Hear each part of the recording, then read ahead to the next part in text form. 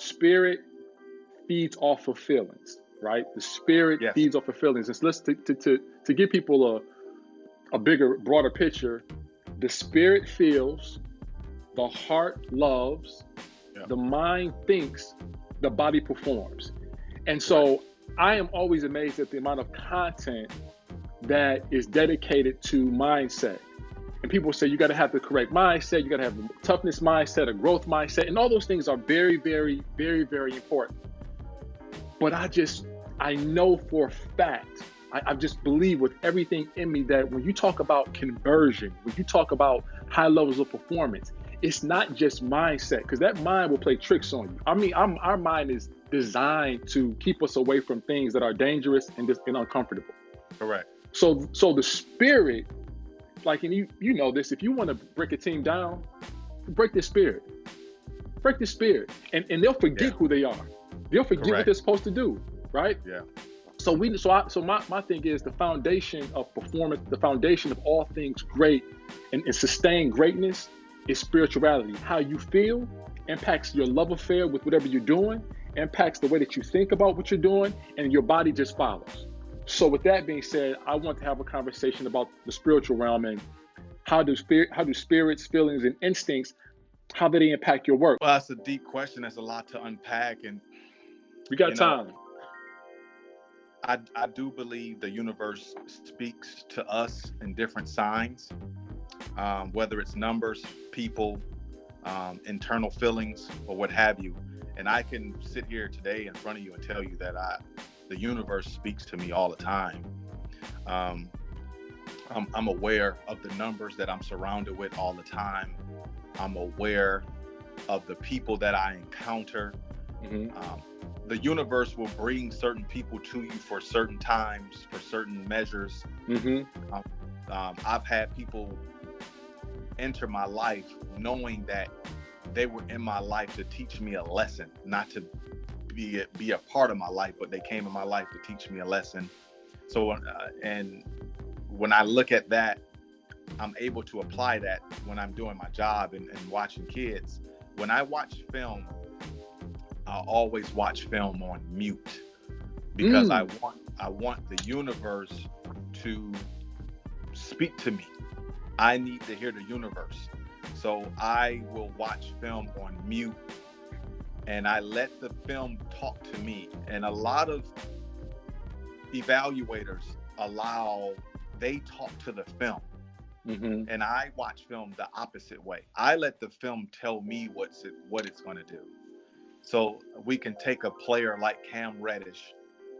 Last year I watched his film and I had 99% of NBA executives, people call me and tell me that, oh, Shad, he's not going to cut it. He's not cutting it. And I would keep turning on the film and I would let the film tell me, this film told me Cam Reddish is going to be okay. And I couldn't get away from that feeling. So I never want to get away from my gift. I let my gift tell me what's going to happen. And 8 out of 10 times, I'm usually right there. And I trust the numbers. I trust everything around me.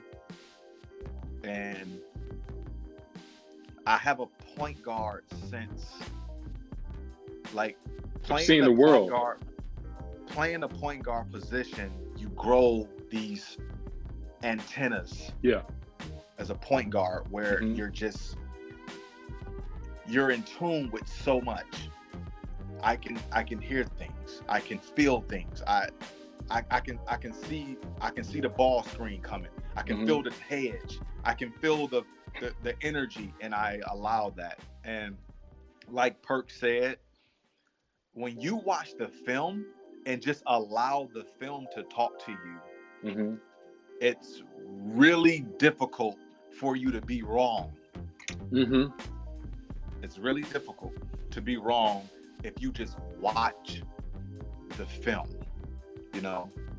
and that's what I try to do. Couple of things. You said a whole bunch. So let me just I gotta hit these things. Number one, I got a concept, and I hate to make this about me, but some of the stuff you say, it just resonates with me. There are some faces and places in our lives that are non-negotiable. It doesn't matter what we do, we're going to arrive at this place and we're going to be face to face with this person. They are non-negotiable. Our free will comes into place once we are able to then once we meet these people, we make decisions. That's when our free will comes into place, right? So there's some parts of our life that is on us. It's our responsibility. There are other parts of our life that are non-negotiable. Like there are some people that you had to meet. There are some places that you had to be in order for people to pour in you, right? And you could probably look back at it in hindsight and say, that person is all my fault. I chose to hang out with that person, and that's what the situation was. Then there are other situations where you say, you know what? I was going to meet this person no matter what. This person was going to fall into my lap, fall into my life, no matter what. We had to run into each other. You dig what I'm saying? There's no such thing in my world as coincidence. Not in my world. I don't believe in coincidence. I believe that the universe aligns you with situations, and it's up to you to make the decision. Divine order is undefeated. 100%. Divine order will never lose. Yeah. You know, so you have to understand that. And again, it's just people have to be in tune with themselves, to be in tune with the universe, and the universe will speak to you. And I have thousands of stories where I can tell you where the universe specifically spoke to me and made me make a decision in life, and it led me to a certain situation. I can recall as a kid being 9 years old and my dad taking me to Callahan Hall to watch Archie Tellis. Okay. Archie Tellis was one of the greatest scorers at the University of Detroit I'd ever seen. And I remember going to Callahan and watching him score tons of points and watching the crowd roar every time the ball went in. And I had an out-of-body experience where I was like, I saw myself, 15 years down the line, scoring points at Callahan Hall. You could feel it. Could you feel it? I felt it in my soul. And then, 15 years later, here I am going to University of Detroit, breaking the scoring record at Callahan Hall, So I felt that as a kid. At 9 years old, I was just so connected to the sport. Yeah. And I would go home after games and I would write scouting reports on the game that I just watched. My father used to take me to high school games as a kid.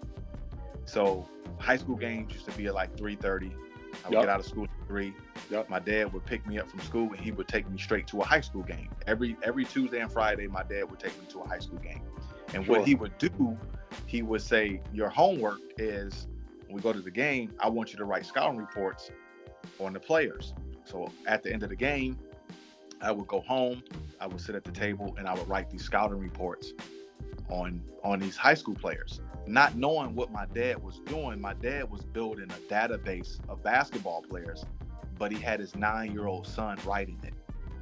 So my dad built a scouting database off my scouting reports when I was 9. So my dad had scouting reports on every high school player in the state of Michigan that we had seen from his 9-year-old son, which was me. So I wrote my first scouting report booklet at 9, but I didn't know I was writing it because my father put me in that position. So you speed everything up, and what I'm doing today, I'm only doing what I was trained to do. So that's incredible. So a lot of people and people who grew up with me in Detroit, they know that I'm telling 100% truth to this. Like, my father groomed me to do what I'm doing right now, right this second. My dad would ask me to predict things as a kid. He would be like, we're going to see Emmanuel Bibbs this week. What do you think he's going to play? How is he going to play against Southwestern? They're going to box and one him. And I'll say, I think he's going to score like 22 points. They would play. Emmanuel Bibbs will have 22 points. I've been doing this so long that I'm connected to the game. Yeah. So this is not something that I just started a YouTube channel 3 years ago and I started I started pretending like I'm predicting things, and I've gotten a lot of flack for it, because when you predict things, or when you become a person that deals with like a magician, people are always trying to discredit magicians. They want to know the secrets. They always want to try to tell the magicians that they're fake. 100%. And I feel like I'm in that realm of the magician, that the real people support me and understand what I'm doing because it's great for the game. Yeah. But then you got another part of people who are trying to discredit me and trying to claim that it's not real. But if it wasn't real, I wouldn't be so accurate at it. I really appreciate your platform, Marv. You're one of the guys that did my first commercial. You're gonna do a few more of my commercials. I appreciate that. I'm ready. Yeah, because you understand. You understood me. And a lot of people ask. I always get the questions, "What's your tattoo say?" People always ask me what my tattoos say. So inside my wrist, it says "Hard Times," and outside my wrist it says "Better Days." And then I have a cross that says "Misunderstood." Mm-hmm.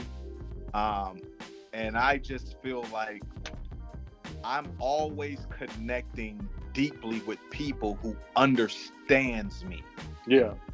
Because I know that everybody's not going to understand me. I live with that. I get it, and I'm okay with that. Mm-hmm. But the people that do understand me, they tend to be really, really good friends with me. Lifelong relationships, lifelong friendships, because I can't get a lot of people to understand me. Yeah. And some days I feel weird. Some days I feel like an alien. Sometimes I feel like an outcast, because I know that everybody won't understand me. Yeah. So I really appreciate you for understanding me and allowing me to kind of speak from not just a sports platform, but to speak from a spiritual platform, where I'm able to kind of transfer those thoughts to the people that's listening, and hopefully that they understand that what I've been able to do, what I will continue to do, mm-hmm. has a lot to do with me being tuned with the universe. That's 100%. Why it's going to be really hard for anybody that wants to get into the evaluation business to beat me at something that I've created. Yeah. So I appreciate you, Zell, for that. Appreciate everybody for tuning in.